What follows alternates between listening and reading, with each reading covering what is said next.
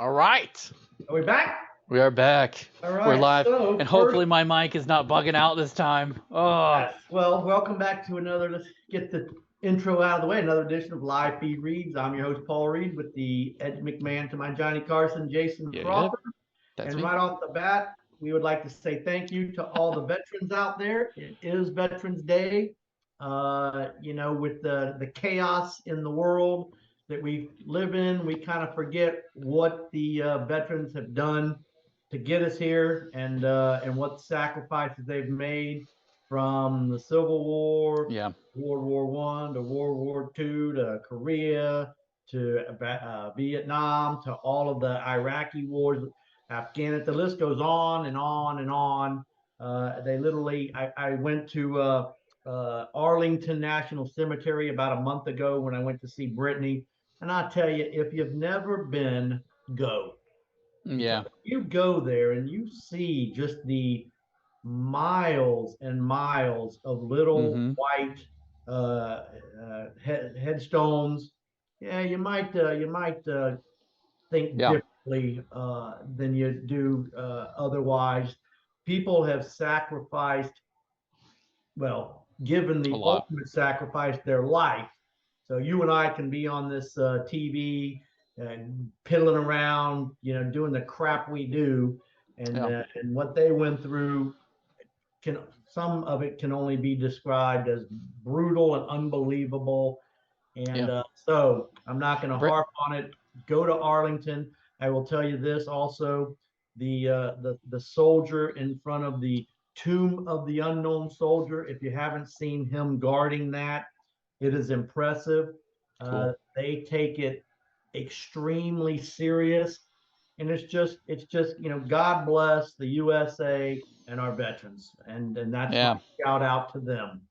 Yeah, Brandon Johnson's already active in our chat. He says Brandon Johnson, a loyal follower. I think. Yes.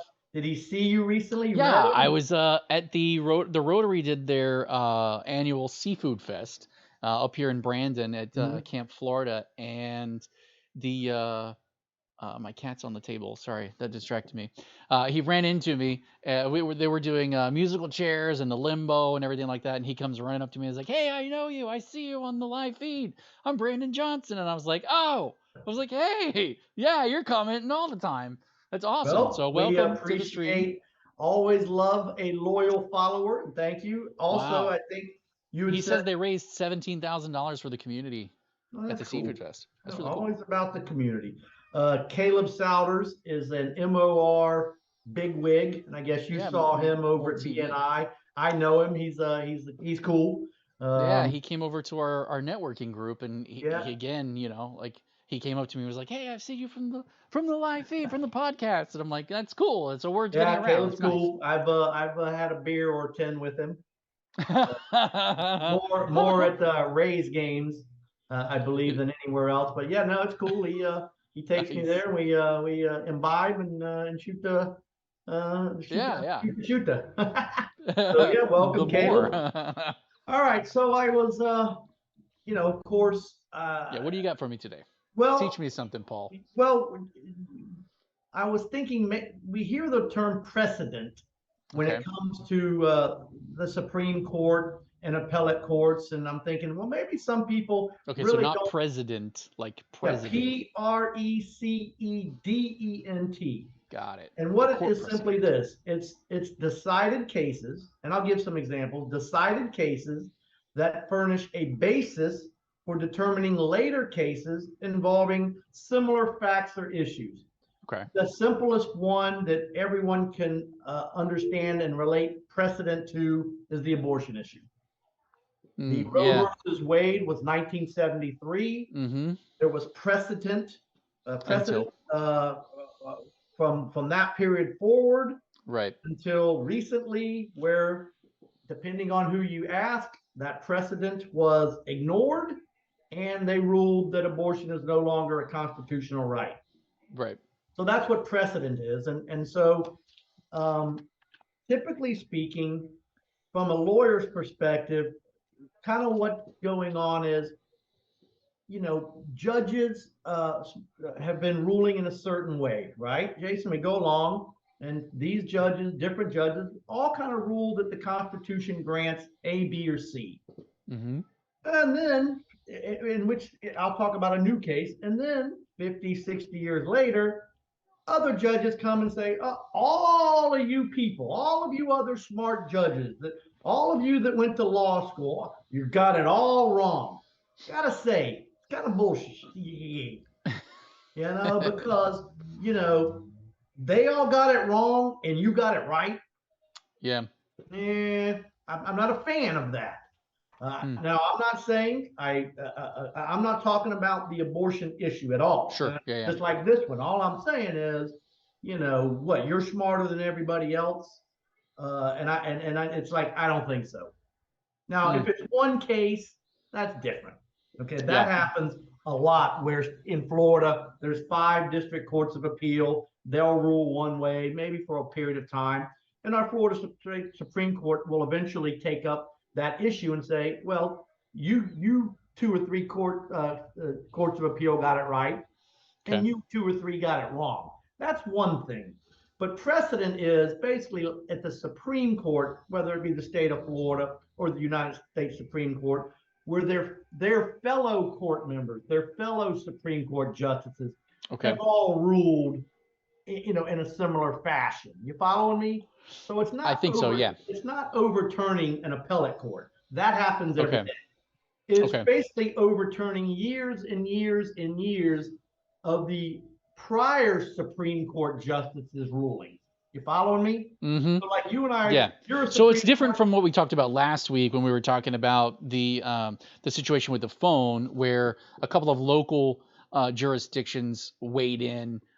It's something like that being overturned or because remember, decided one way or the other is different. Once again, there's the trial judges here in Hillsborough County, the circuit court. Then there's over here in Lakeland the 2nd District Court of Appeal, and then there's the Supreme Court. Well, all the time, the 2nd District Court of Appeal will find, or oftentimes they'll find that the trial court got it wrong. Okay. Well, that's not precedent. And then then the 2nd District Court, the Supreme Court, will often find you got it wrong. Okay. But what precedent is, when the Supreme Court of Florida, say for years and years and years, has been saying it's A, right? 50 years they've been saying, like, I'll just use the abortion. For 50 years, since 73, however long that is, the United States Supreme Court, the justices that were on there said, abortion's a constitutional right. That was the precedent. That was cases that were previously decided that formed the basis of all the other cases that kept coming after it. And then the Supreme Court recently says, all of you guys got it wrong. So they're overturning precedent. Okay. Well, there's concerns among, there's Democrats, there's Republicans. That's just is what it is. There's the liberals and the conservatives. Well, there is probably valid concern, and I'm not saying right or wrong, that precedent is not as important to the current Supreme Court as it used to be. Okay. Wasn't there rationale here? Wasn't there rationale that there wasn't precedent to? I'm not saying that. I don't care. I am not commenting. I could care less what they did. We're not arguing whether they got it right or wrong. Right. No. I'm just saying that, because let's just move on to the case I found. The most recent case that they heard on Tuesday was Telesky versus Health and Hospital Corporation of Marion County, Indiana. So this is a nursing home case. Okay. And the nursing home was basically owned by a governmental entity in the county. So, and this governmental entity ran about 70 or 80 nursing homes in the Indiana, Illinois, and Wisconsin. So was it a management company or was it a government? It was government. Okay. So the government ran these nursing homes. Okay. And for the longest time throughout the United States, the precedent was you cannot sue the government, these nursing home facilities. That's just, without getting into it, you just couldn't. Okay. And so what happened was you had to rely on state laws, meaning if you were abused, you think you were abused in a nursing home, your remedy was to file in state court, and whatever the state laws were, if there were caps on damages, if there was no right of action, whatever the state law was, that's pretty much where you were had to litigate your nursing home case. Okay. All right.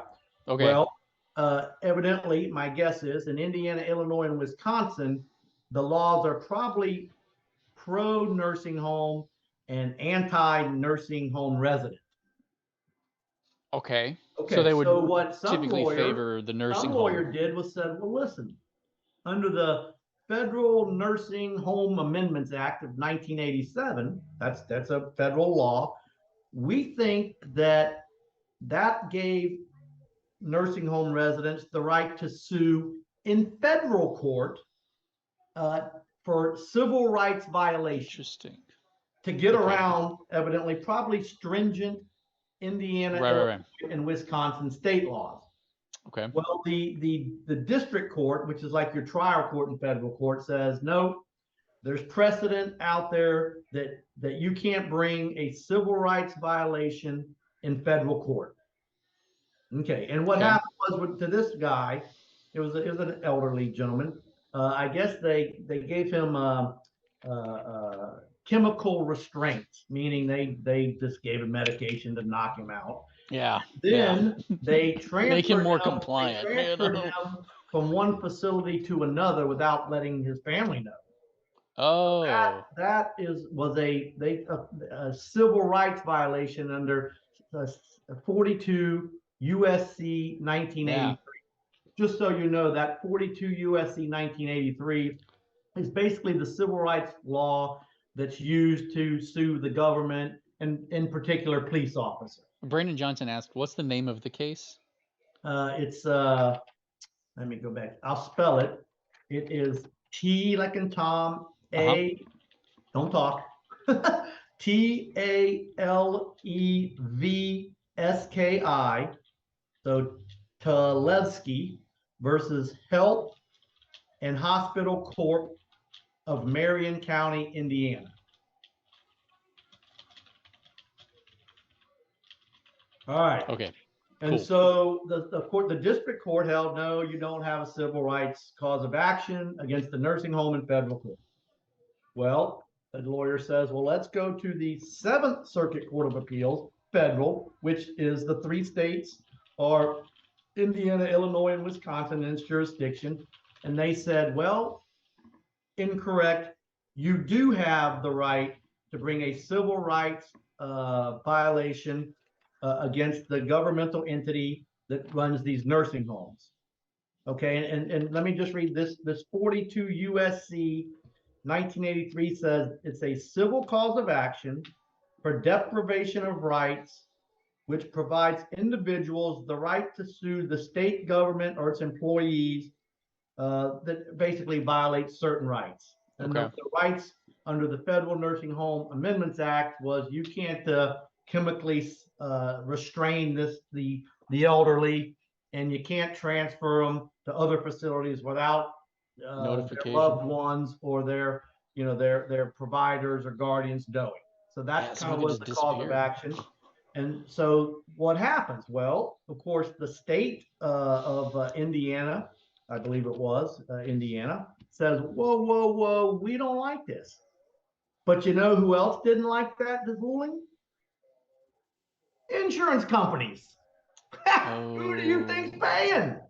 Okay, so danger, Will Robinson, danger. Yeah. And so they petitioned to the Supreme Court of the United States to say, hey, we think that the Seventh District is wrong, and that there's precedent that says that you can't bring a civil rights violation under, it's called 1983, against these nursing homes.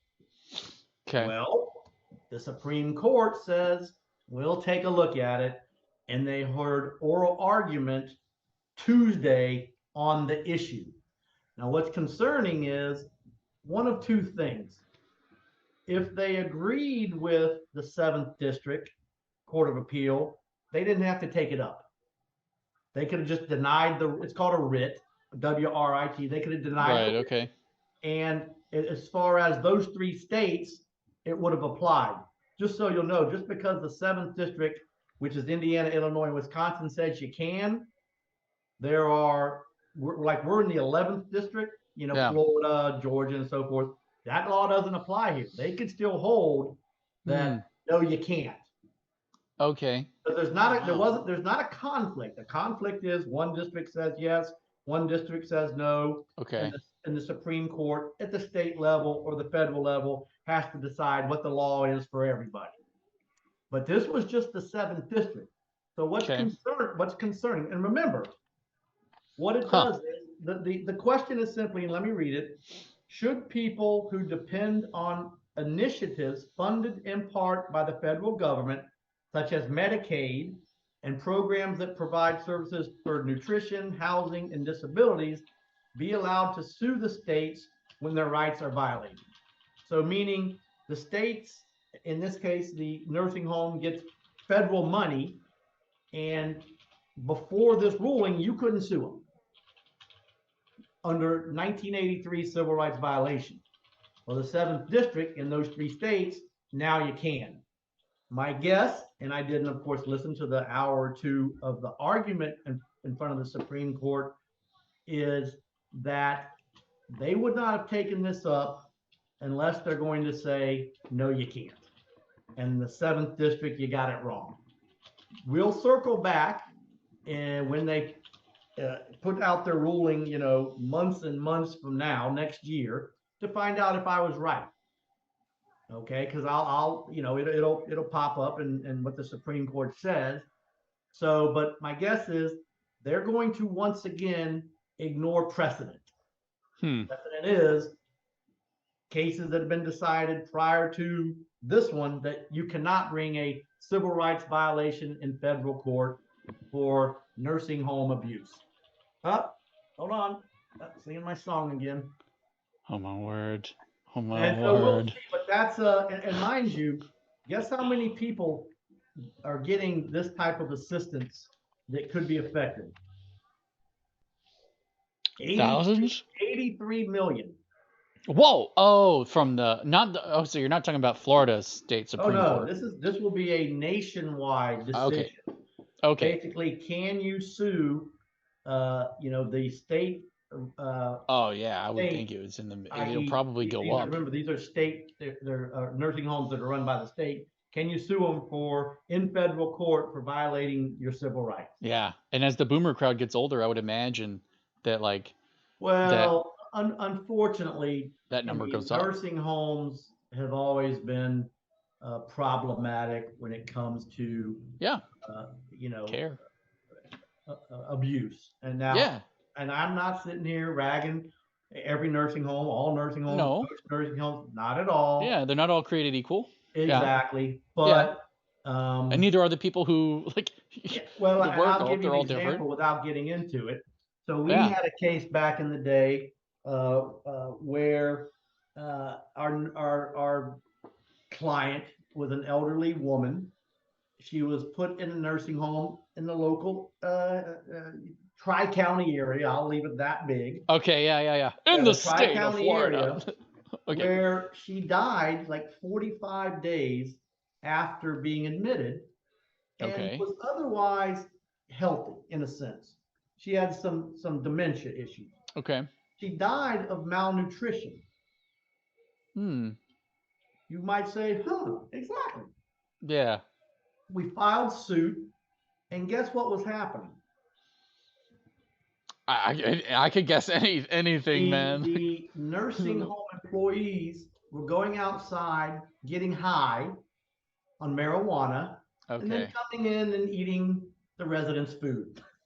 Oh no! Oh, I can't make this up. No way. And so, I just figured out what county that's in. So that was unfortunate. Terrible. That is unfortunate. But that's the kind of crap that can happen. Yeah. And, Yeah, yeah, yeah. and you don't have to take my word for it. You They're can not all that Google, way, like you said, yes, yeah, you but can Google stuff nursing happens. home So the litigation question cases, is, in the and event that just something see like it. that happens, can they be sued? Is that what you're? No, no. Remember, Oh, you could okay, always sue in state court. okay, okay. But let me show you what happened. Let's assume in state court the damages are capped at $25,000. Yeah, they'll give you 25,000 Right. or 100,000 or whatever the law And is. wouldn't that be like a wrongful death situation? That's really It low would for be. that. It would be. Yeah, that seems really Well, let me low give for you that. another thing by way of why these lawyers and not want to sometimes get out of a state court's laws. In Florida, if you're the victim of malpractice that results in death, so it's a wrongful death claim against a medical provider. You with me so far? Yeah, wrong. Yeah. If you are not married or you do not have a child under the age of 25, with very few exceptions I'm not going to get into because they're Sure. like one in a million, you're Okay. entitled to your funeral expenses. That's it. Wow. So the hospital, doctor, or whomever, medical provider can say, yeah, what I did was negligent and it resulted in their death. And they're barely held accountable because the bar is so low. You got to pay their funeral It's like, bill. oh, okay, cool, thanks. Yeah, Like a little well, slap on the well, wrist. here's the problem. Your average malpractice case really starts at about 50 grand. Well, To I'm not file it, to like to to take get it it on. where it needs to be to make Yeah, yeah, money. yeah. Okay, I get what you're saying. Well, Your no one's cost. going to spend $50,000 to get a $10,000 funeral bill paid. Right. So what happens is, and I have this conversation regularly, I have to explain to people that call and say, look, I'm sorry, but, and that's the first question. When I hear wrongful death, were they married? No. Or did they have a child under the age of 25? No. I go into the law, tell them why I can't take their Right. case and why they're probably not going to be able to find a lawyer to take the case. And I explain it all to them in Wow. greater detail. And they're like, that's That's bull. And I'm like, yeah. look, It's just don't kill the shitty bag to messenger. be holding. Yeah. So that's Yeah. why oftentimes Mm. these lawyers will try to get into federal court because the state law won't apply. Got you. But it's Wow, not man. easy. It's not Yeah. easy. To get into No. federal Yeah. court is very difficult. Yeah. I didn't Yep. realize. So anyway, That's that's fascinating. and so when you hear the term Precedent. precedent, that's just what it is. It's earlier cases that were decided and usually followed by we call it the predecessors or the subsequent, I should say, Supreme Court justices. But Yeah. as you can see, that with this court, for right or wrong, better or worse, richer or poorer, sickness and Yeah. health, they don't seem to care about what our fellow prior judges have done and said. That's interesting. Do you think stuff like that it kind of erodes trust in the system as a whole? 100%. Yeah. 100%. Of course Yeah. it does. Yeah. How can you tell the average person, look, for 50 years, all these other judges have held A, B, and C, and now you're saying they all got it wrong and Mm-hmm. you're right. Yeah, Hmm. I mean, That's and the rough. Yeah. problem is, I think it that really, Jason, I don't any know big if it changes did. kind of do that though, don't they? I don't know if it did as much in the past, but given Right. our current political climate, Yeah. it's it. I mean, who are we kidding? All Yeah. you hear is conservatives, Supreme Court, Yeah. Republican appointed judges overrule 50 years of precedent. I mean, that's really the headline. Yeah, and I think social media plays a huge part in that Oh, because I don't the even get into that. conversation happens so fast. Like it used to have to come down the pipelines and hear from so and so, and then you talk around the water cooler or at church or something. Like community functions are where people got together because I remember picking up the telephone and like if my mom picked up, she could hear me on the other end. It's like, Mom, I'm on the phone with my girlfriend. Like there's not a lot you can get done. There's the speed at which information traveled was much slower. Yes, it's Now the immediate, conversation happens instant immediately, and rapid fire, you know. immediate to Yeah. 300 million people. Mhm. And the Yeah. problem is, it's and again, not to comment, but Sure. A lot of it's just a lie. A lot of it's false, and a lot of it's Yeah. false. And Yeah. so, Yeah, there's a lot happening right now. right Facebook now, fired if you put 11,000. something out there, even if it's wrong, it's believed by someone. Yeah. So Yeah. Well, they're cleaning house. I don't know what all is going on, but I do know that Facebook fired 11,000 employees. I think it may have yeah, been well, I 12,000. don't even care. You know what? Twitter The did. pundits on other Things are broadcasting changing. talk about all that crap. I'm not getting into it. Yeah, yeah. But so back Okay. to it's Veterans Day. Yeah. Thank you for your service. It's nice out. The hurricane tropical storm is gone. Yep. It's actually, let me give you a It's weather a little forecast. rainy, but it's It's nice. partly cloudy, a little rain, but Yeah. it's supposed to get cooler, which is nice. I like that. Yeah. And I'm looking forward to cooler. Your book. hopefully, Oh my word, your book is like literally almost done. It is oh yeah, so yeah. ready. Well, yes. So ready. Did you see the final proof? People, we've got the other side of the law coming out. This is Hey. it's the proof. We got a few things to change. I might actually have a meeting with Jason's wife at 2:00 to finalize it. And then she's nervous because you were like, I want to talk to you about this chapter. well, And there's she's one like, section, are we gutting a chapter now? Well, it's one section about family that I've got to review. Yeah, no, you'll handle it with her, I'm sure. Yeah, all right. Well, that's it. spun her. That's You spun that's her the out. end of the show. Jason, take us home. All right, my man. I got it. Stream ending soon. Thank you guys for watching. Yes.